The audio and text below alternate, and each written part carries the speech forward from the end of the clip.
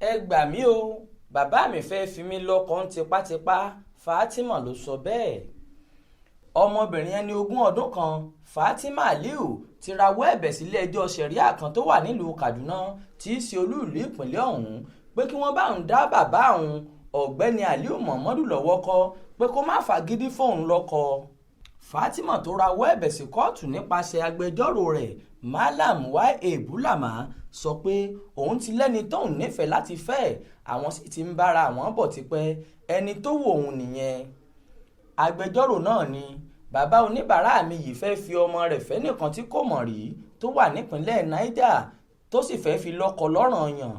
Kódà nítorí ọ̀rọ̀ yìí ọmọbìnrin náà ti sá kúrò nílé lọ sọ́dọ̀ ẹ̀gbọ́n rẹ̀ obìnrin, níbẹ̀ ló ń gbé báyìí kí wọ́n má bàa fi lọ́kọ àpàpàǹdodo.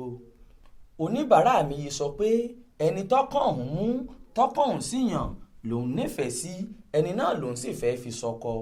Obìnrin yìí kò nífẹ̀ẹ́ sí ìgbésẹ̀ tí bàbá ẹ̀ fẹ́ gbé báyìí rárá, àmọ́ nígbà tí wọ́n ké sí bàbá Fatima láti wá wí àwíjàre rẹ̀, ọkùnrin náà ní òótọ́ lẹ̀sùn tọ́mọ òun fi kàn òun, àmọ́ kì í ṣẹ̀bi òun náà.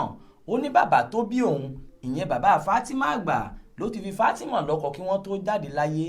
Bàbá náà sọ pé àṣẹ tí wọ́n pa sílẹ̀ tí wọ́n sì fi lé òun lọ́wọ́ lòun fẹ́ tẹ̀lé. Kì í ṣe Fatima yìí lákọ̀ọ́kọ́ nínú àwọn ọmọ mi tó ti lọ sílé ọkọ, àwọn 6 ni mo ti ṣe bẹ́ẹ̀ fún tí wọ́n sì ń gbégbé ayé ìrọ̀rùn pẹ̀lú àwọn ọkọ wọn.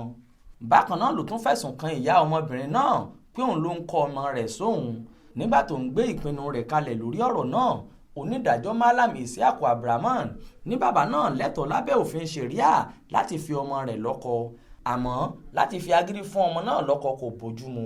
Fún ìdí èyí ó rọ Aliyu láti ṣe sùúrù lọ́pọ̀lọpọ̀ lórí ìṣẹ̀lẹ̀ náà. Ismail Adéyọ̀ ló ń jábọ̀ ròyìn fún iléeṣẹ́ tẹlifíṣàn Aláròye online.